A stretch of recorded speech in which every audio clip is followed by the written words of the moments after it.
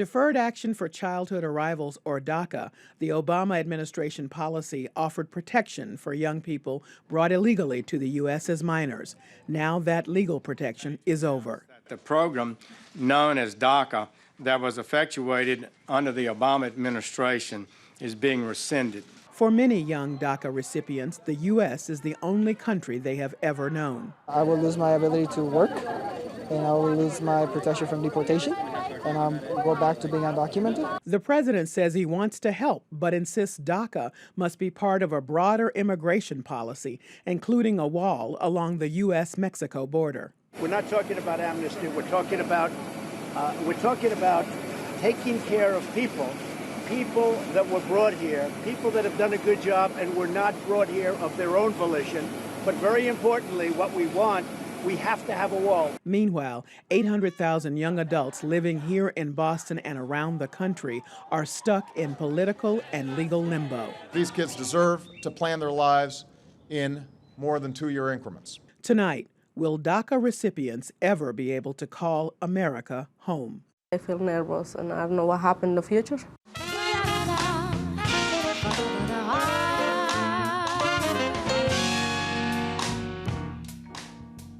Welcome to our 50th season of Basic Black. Some of you are joining us on our live broadcast and others of you are joining us on Facebook Live. I'm Callie Crossley, host of Under the Radar 89.7. Joining me tonight are Phillip Martin, senior investigative reporter, WGBH News. State Representative Juana Matias from Lawrence, Massachusetts, 16th District in Essex, who recently launched her campaign for Congress in Massachusetts' 3rd Congressional District. Kim McLarin, Associate Professor of Writing, Literature, and Publishing at Emerson College, and Dr. Ahmed Ragab, an Associate Professor at Harvard's Divinity School. Welcome to all of you. Thank you so much for having us. So Deferred Action for Childhood Arrivals has actually been the protection, I just want to lift this up from the opening, for these young people so they could work and also to protect them from deportations. And they are now in the legal and political limbo because there's a 6-month deadline for the program just to go away if Congress does not act. So President Trump said he did this so that Congress will be forced to act. So we're talking about a lot of the details that have to do with what happens in the interim. Kim, I wanted to start with you because a lot of the young people are in school. And I imagine you teach them. I do. I do. We have students. I'm sure my colleague here has students at Harvard. We have students at Emerson. It is an incredibly emotional time for these students. They don't know what their future is. How can they focus on investing in their future? And these are people who want to build lives here and become, continue to be productive citizens. And it's very difficult for us as faculty. We've had meetings about it. And I think to my President Pelton's credit, Emerson has made it very clear that we're trying to protect the kids within all realm of our possibility. But it's heartbreaking, and I've had conversations with many of these students, and they, as everyone says, they did nothing wrong. I would argue that their parents did nothing wrong. Their parents were seeking a better life. But it's just very frustrating to have them this, and especially since they are now clearly a political football, and we can talk about that later, but the problem is, of course, Trump won in large part on immigration, and these kids are getting caught in that whirlwind. So, again, part of this limbo is that President Trump has said, I love the Dreamers. I'm quoting the president, he says, I want them to be here, but we have to have it in some kind of legal way, and there has to be other considerations. Should be noted that in a national poll, 78% of Americans want DACA recipients to continue to stay as they are. And by the way, 73% of Trump supporters, so that's important to know. So there are nearly 8,000 DACA recipients in Massachusetts, Phillip. And what we know, however, in terms of that protection against deportation, because you've been reporting on it, that's right, that ICE has changed its priorities about who should be focused on. And you've witnessed that people that should not be in their target sites are. That's right. correctly, I'm working on an investigative series right now looking at MS-13, 18th Street gang members, both those that are real gang members and those that are basically part of a political process, part of a political calculation. That is to say, they're stated as members of MS-13 or 18th Street gang, but not necessarily are members of those gangs. But you just hit the operative term, and that is the poll numbers. The reason you have this president basically supporting DACA to some degree, rhetorically, is precisely because it's popular. But this same president basically has militated against unaccompanied youth, those who arrived after 2012 from El Salvador, Guatemala, other parts of Central America, as well as Mexico, and who face extraordinary persecution in their home countries. You will find no particular love from Donald Trump for these particular youth. And what he's attempting to do now is basically use DACA as it's essentially political football. Right. Trying to reciprocate with the Democrats. And if you support this wall, right. Which is popular with his base but no one else, he will support DACA. This is problematic. Because you're talking about policies that have no relationship to one another, right. But he has basically tried to create a policy and try to make it symbiotic, and using the Democrats' desire to have a DACA program to basically allow these right. 800,000 youth in this country and 8,000 in Massachusetts to stay here under the conditions stipulated by DACA. He's asking for a wall for that. But what we've seen with the immigration policy period is a process of massive politicization. The wall, again, is central to that because, again, it is central to his support. Because he what he won on. Yeah. Right. That's right. So, Ahmed, you felt so strongly about protesting what's happened with the young people from DACA that you participated in a rally and a protest, and as a result were arrested for it. I'd like to know why this resonated with you. I was part of an organized action that a lot of the faculty at Harvard we tried to do, and other schools in the Boston area. And for all of us, just as Kimberly was saying, many of them are our students, and it is important for us to show our support. And after all, these students are actually the ones who are carrying the brunt of the suffering on a daily basis. And so for all of us, it was, in part, it was our duty as faculty who occupy this kind of privileged position compared to our students to stand up and try to basically lead this protest for once after all the protests and all the work that they are doing on a daily basis. And as part of this protest, a group of us decided that we want to engage in civil disobedience, in part to attract more attention to what we're trying to do and to the importance of our belief that higher education, people working in higher education need to be part of this particular, of this mobilization. So on that day, my wife and I were on our naturalization ceremony in the morning, and so at noon actually in Faneuil Hall, and we drove from Faneuil Hall to Harvard Square, and I joined my colleagues in civil disobedience, and I was arrested. That's wonderful. So you have a very deep sense of what it means to belong, and these young people are trying to find their space in the same way. And he just mentioned just briefly their privileged position as faculty, but also now as citizens, exactly. right? We as citizens have a responsibility to Yeah. stand up for these young people, and many of us have, and I'm glad that Ahmed did. Yes. And again, we should emphasize, these are young people who came not under their own agency. They were brought here. So, and they were young people when they came.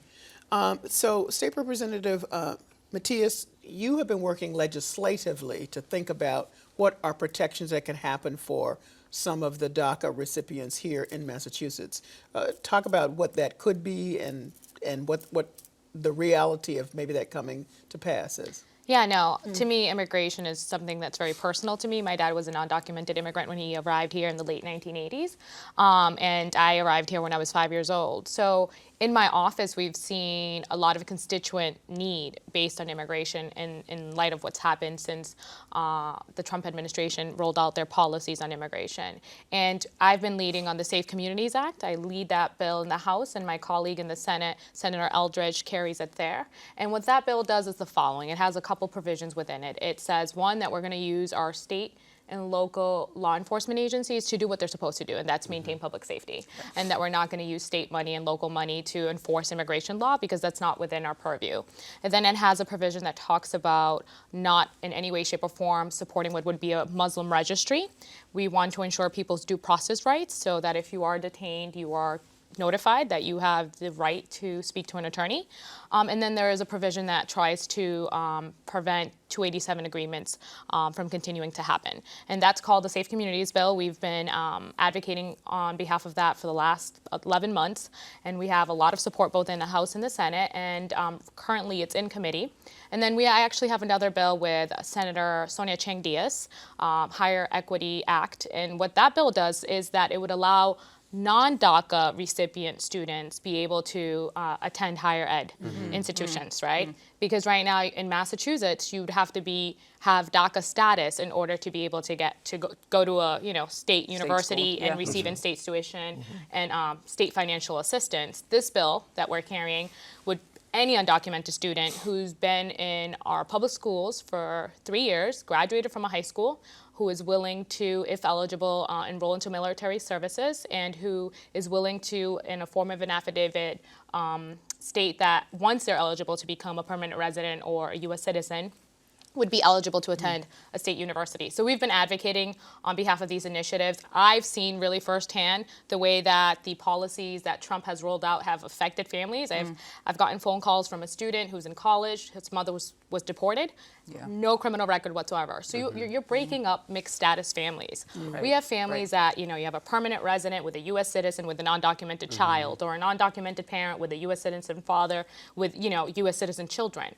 We're breaking up families, and a lot of the calls we've seen in our office have been people who have had no form of contact with law enforcement, have never committed any crimes. That's becoming less and less relevant. Right, it's priority relevant now. But we should also highlight that by its very nature, a DACA recipient is coming from a family of mixed status because the parents brought them here illegally, but they didn't have anything to say about that. Now, there's been some work by what President Trump calls them Chuck and Nancy, working on a compromise bill. It looked like something was going to happen, and even Senator Lindsey Graham has been out in front saying, listen, we need to support the Dreamers, but it's gone nowhere because they added the wall piece. It could not go anywhere. I'm incredulous, to be honest with you, that Pelosi and Schumer basically allowed themselves to put themselves in a position, many people believe, of normalizing the president by even acceding the possibility that this could work. And let me not be critical as a reporter, but let me just make this observation that many people have made, that by basically acceding to something that could not work. And the reason it couldn't work is because of the president's proclivity of changing his mind. This is 180 degrees. He had agreed to certain conditions, supposedly, with, again, Chuck and Nancy. It's funny to call him Chuck and Nancy, but it sounds like a comedy act, right? But this is what then to 180 degrees a turnaround to say this is actually dependent on you acceding to building the wall. Now that's not going to happen. Right. But at the same time, we have to look at the various dog whistles and explicit appeal to prejudice that the president basically is relying on. If you look at the case, for example, of Francisco Rodriguez, a local man, worked at MIT as a janitor from El Salvador. This man now has 3 children. At the time he was arrested, he had 1 on the way and 2 children. He's sitting in South Bay. He played by the rules. He reported to immigration. He did everything you're supposed to do, but the rules have changed. Well, but not only have the rules changed, they said, Kim, that Dreamers were different from everybody else in the pool. So because they had this special status. So President Trump, I want to put out what he said. His issue was, and he was being pushed by some states' attorneys general, that they felt the Obama policy was illegal. They didn't have a problem with DACA per se, but the way in which it was implemented they felt was illegal, and they were going to sue, so he had therefore to respond. I don't even know what to say. I mean, we can't ascribe rationality to who is frankly a rational human being. Let's just be blunt about it. And it's just tragic that these young people are being caught in it. Part of the problem is that I believe President Trump wants to pass off the responsibility to Congress, but Congress is basically hamstrung at this point. And so it does. Even though most people support it in Congress. Right. And the public, as we've said, supports it. Absolutely, but he has to, again, I don't want to waste time on the politics, but he has to get the wall built because that was his signature campaign promise. And so attaching DACA to the wall and then throwing the whole football into Congress's hands is the way he operates. I mean, and I agree with Phillip that it was never going to happen. This president considers himself, he claims to be a great negotiator, but he doesn't want to negotiate in sincere faith. So I actually, honestly, I'm speechless every day with this situation and this man. If there was ever a chance, Ahmed, first of all, I want to know if you agree with everybody else, for there to be a piece of an immigration reform, this is it. Right? This with DACA and the Dreamers, this is it, right? Well, probably. I mean, but the thing is, I agree with everybody that I just don't believe the president's claim that he actually wants this to be done. I mean, first of all, the administration really didn't have any trouble going with a lot of, at best, legally dubious measures, starting from the ban, etc. I mean, they were happy to go with a lot of these measures and just push them through and try their luck in court over and over again. So, if they want to really do something, the proper way was probably to keep it as it is and fight it in court until Congress does something. Except that had Obama's name on it. That wasn't going to work. Of course. But that's the idea. But now, I mean, the key thing is, the basic problem, and I think that the thing that disappoints me the most about this attempt at having a kind of a compromise between the Democrats and the Republicans on this is that we have to settle this situation now. Right. The idea is these young people are suffering. They are, they can't wait until their status is extended in the 11th hour. This is it is entirely unfair. And there needs to be a fix immediately, and then they can work on a longer kind of And the deadline is March 5th, by the way. Yeah. Now, there's been some indication in the last couple of days, I should say, that President Trump apparently said to one of the members of Congress that he would be willing to extend that deadline if Congress does not act by then, because that is his expression of support for the program. I'm telling you what the president has said. I also want to come back this way, State Representative Matias, because a lot of people still don't understand the connection between what these young people, these young, yes, undocumented immigrants, bring financially to communities across the country. In Massachusetts alone, $606 million are at stake from their work, their school. So speak to that, if you would. Yeah, no, we need to realize that when we're talking about these undocumented immigrant youth, they're just as American as any of us. Right. They've spent their entire lives here. Exactly. For you to propose that they need to go back to a country of origin where they have no connections, no family ties, some don't even speak the language, to me, it's immoral and it's ridiculous. And I think you're 100% right. We have about 8,000 DACA recipients in Massachusetts who are contributing economically to our society, socially, and educationally. And there are many benefits, both economically and educationally, that they provide to our state. And I think that this just shows how unthoughtful the Trump administration is, because they're not looking at how does this benefit our country and our states economically and in so many other ways. They're just making this a political issue, and it's very disheartening because, like you said, the people that are, Can I just jump in and say, because what you said reminded me of, and this is maybe an issue of why African Americans should care. This reminds me of the colonizing plan for free enslaved Africans in 1800s. People don't realize this. I was just reading it this week. But the same argument was made that people who had been enslaved who were freed could not become full citizens and should go back to Africa. Most of them, of course, had never been to Africa. They were third or fourth generation enslaved people. So this is not new, and we need to understand, and we need to stand together in solidarity, that this is an attempt to define America as white, as opposed to multicolored and mostly brown and increasingly brown. And the resonance, the connection is palpable. I will mention that Nancy Pelosi of Chuck and Nancy was shouted down at a few months ago by some young people DACA protesters who were angry, saying, if you're going to be on our side, be on our side. But to your point, Phillip, they felt like she was going in a normalization, or thought she was, in however they were going to come up with a deal with President Trump. Some people were confused by that, but so I just wanted People were confused by that, but I think what they were, again, not trying to rationalize or justify what they were doing, but I think what they were trying to address was, again, a basic flaw in the argument of how she could negotiate with someone who does not really negotiate. He harangues, he pleads, he embarrasses, and he basically turns it around. He does not basically live up to many of the promises. Let me say something else about the larger immigration policy that I think is very important. When we talk about this immigration policy, Kim just hit on something that's super important. That what's ultimately some in Congress and the president is trying to accomplish. And this is basically a race-based type of immigration policy. If you look at what they're even talking about, considering in terms of legal immigration, an immigration bill that was introduced That's why we know it's a smokescreen, by the Senator undocumented Cotton and a co-sponsor. This basically is a so-called merit-based way of receiving immigrants. And basically what it falls in favor of those largely of European origin. And so it is really problematic, and it basically eliminates the basically predicating immigration on family, and basically creates a so-called meritocracy. And a lot of this you'll find in old literature about eugenics. You'll find it in the justification for the Chinese Exclusion Act.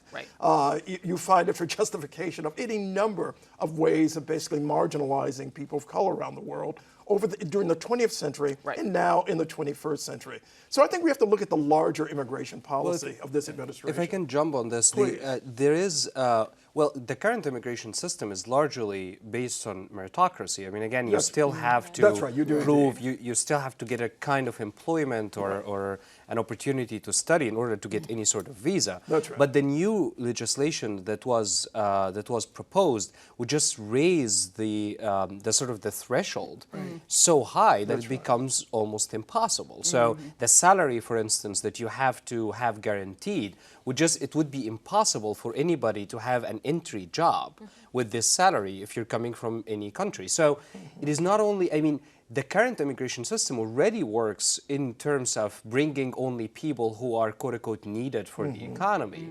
But this is just taking it to a whole other level that intends precisely to select specific people and to base it entirely on race. And moreover, the idea of the inability or sort of to prevent families from joining family reunification. In eliminating the lottery. Exactly. So all of that is just, again, I completely agree with you. We need to look at the whole picture of a larger immigration policy. But we also have to consider the political climate we find ourselves in Congress, right? You have a majority of Republicans in the House, and it's clearly they're going to negotiate and they know they're not going to get somewhere, but what else can they do, right? And in the circumstances we find ourselves in. So I think being very cognizant of, hey, we need to go to the table and try to see if there's a way to get somewhere. If not, we're just sitting here actually not trying to accomplish anything, even though we know we have a president who is irrational. And again, I want to say that originally the Dreamer legislation was a Republican piece of legislation when it first started. And then most recently in 2017, both Lindsey Graham and Dick Durbin tried to come up with something in the wake of this DACA recension to say, okay, let's come up with something else. So there's strong bipartisan support, but still you're saying in the climate we're in, forget it. really, in the end? Well, because it's fallen victim to what I call the Trump doctrine, and what the Trump doctrine simply is: if Obama endorses it, I don't want it. Yeah. That's the problem. Terrible for people's lives. Well, it's playing football with people's lives. So is DACA dead? No, because again, it's popular. And so if there's anything where I think the Republican Congress and Donald Trump might accede to is some form of DACA. But I don't think it will be anything close to what we're looking at that was excogitated under the Obama administration. No, I don't think it is, and I hope it's not. But what we need is continued agitation on the part of the people, because we have seen the one thing that does have an effect on this Congress and this president is outcry. We stopped the demise of the ACA, although that's back on the table. But so I fully agree with Kim's. I'm going to hold that point because this is the end of our show, and I want to thank all of you and for watching and our guests for joining us. And I want you to stay with us right now as we continue our conversation about DACA online at Facebook Live.